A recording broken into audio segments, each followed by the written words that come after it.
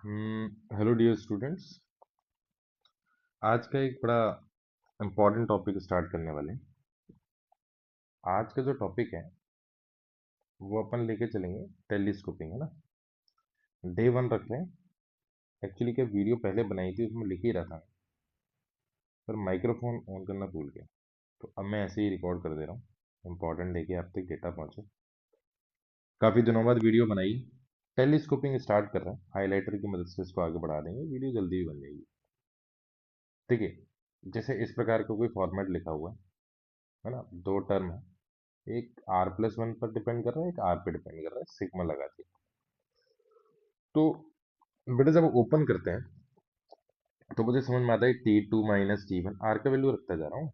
R1 रखा, R2 रखा, R3 रखा, ऐसे करते करते Rn तक गया। तो तुमने नोटिस करा कि जहां पर r+1 है, देखो वहां से ना कैंसिल होना स्टार्ट हो गया। तो एक्चुअल में जब आप इस सिग्मा को फाइंड करने की कोशिश कर रहे हो तो दो ही टर्म इफेक्टिवली बच रहे हैं, बाकी सब कैंसिल आउट हो गए। तो ये वाली चीज अपन ने दिमाग में बिठा ली कि ठीक है भाई, ऐसा कुछ होता है। अब जैसे ये सवाल आ गया है ना, ये सवाल आ गया, अब आप पॉज करो, इसको अटेम्प्ट करो यार, ऐसे नहीं। क्योंकि प्रैक्टिस ही तो सब कुछ है ना, इसको अटेम्प्ट करो फिर आप मेरी बात सुनो। चलो मैं तो बताता हूँ आगे। तो स्कोप दिख गया भाई, एन एन एन सबसे कम, एन की पावर 1 है तो एन बाहर खींच लिया।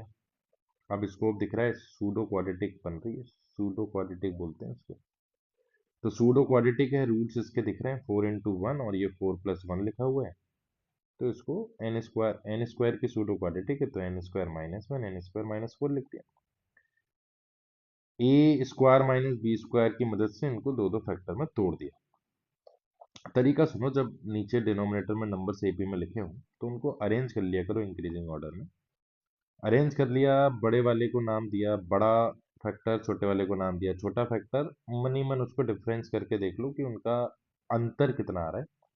तो उनमें अंतर आ रहा है क्योंकि वो एपी में है तो ऑब्वियसली कुछ ना कुछ डिफरेंस आएगा, तो वो डिफरेंस 4 आया, कांस्टेंट आएगा। तो उस 4 से मल्टीप्लाई और डिवाइड कर दिया है ना। तरीका सीख रहे हैं। और उस वो 4 तो हमने इस बड़े नंबर माइनस छोटे नंबर के बराबर ही रखना था, तो ऊपर ऐसा लिख दिया, डिनोमिनेटर विल बी सेम। इसको अलग अलग स्प्लिट किया तो भाई जब n+2 के नीचे ये टर्म बैठेगा तो n+2 हट जाएगा, जैसा आप देख पा रहे हो।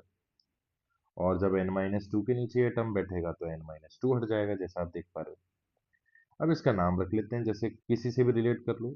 n-2 है तो उससे n-1 बन रहा है, -1 से n बन रहा है, n से n+1 बन रहा है, n+1 से n+2 बन रहा है। तो अगर मैं इसका नाम स्टार n रखता हूँ तो डेफिनेटली इसका नाम स्टार n+1 हो जाएगा। और आप देखो वही फॉर्मेट स्टार्ट हो गया जहाँ से हमने कहानी स्टार्ट करी। तो 1/4 तो रहेगा ही बाहर, और मैं अभी आपको बता चुका हूँ जहां से डोमिनेट कर रहा है वहीं से कैंसिल होना स्टार्ट होगा। तो एन की वैल्यू 3 रखी तो देखो ये सब कैंसिल होता है आ रहा है। लास्ट में देखो इसमें कमाल है, एन इन्फिनिटी है ना, तो लास्ट वाला जो टर्म होगा उसमें आप एक्चुअली में एन की जगह इन्फिनिटी रख रहे होगे, मतलब इसमें क्या रख रहे होगे, इन्फिनिटी। सारे तो एन के टर्म्स डिनोमिनेटर में है, ऊपर कांस्टेंट है तो कांस्टेंट अपॉन एन की पावर 4 वाला एक पॉलिनोमियल बन रहा है, तो डेफिनेटली उसका आंसर 0 आएगा। तो ये हो जाएगा, इसको 4 फैक्टोरियल लिख सकता हूँ, तो ये 1/4 4 फैक्टोरियल हो जाएगा। ठीक है, ये बात। ऐसे ही अगला सवाल देखो। अगला सवाल देखो, आप तो इसको कॉपी करके पहले खुद से सॉल्व करने की कोशिश करो। मैं एक्सप्लेन कर देता हूँ, जब आप सॉल्व कर चुके होंगे तो आप देख लीजिए इसका, अगर आपका आंसर सही है तो आप कमेंट में बता देना भाई। तो हर एक टर्म को ऑब्जर्व करें। 2 1 2 3 1 3 3 1 1 1 पावर 2 2, फिर 2, फिर 4 4 4। तो ऐसे करके मैंने ऑब्जर्व करके TR लिख दिया। ये बड़ा कमाल का है, सोफी जर्मन आइडेंटिटी बोलते हैं इसको। आनी चाहिए भाई, सोफी जर्मन आइडेंटिटी होती है।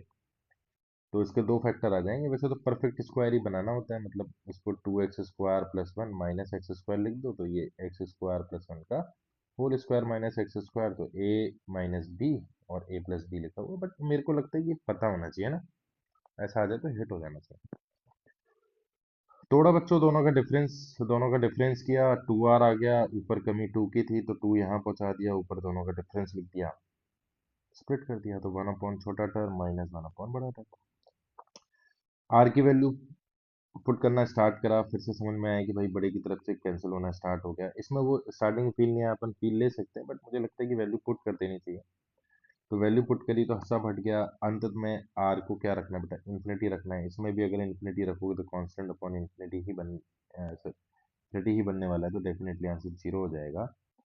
तो सॉरी, इसमें रखेंगे तो डेफिनेटली जीरो हो जाएगा। तो फाइनल आंसर 1/2 × 1 यानी कि 1/2 ही आने वाला है। एक और सवाल देखते हैं, बिल्कुल बढ़िया सा तड़कता फड़कता क्वेश्चन है भाई, देख लो एक बार, इसको लिख लो, एक बार अटेम्प्ट कर लो।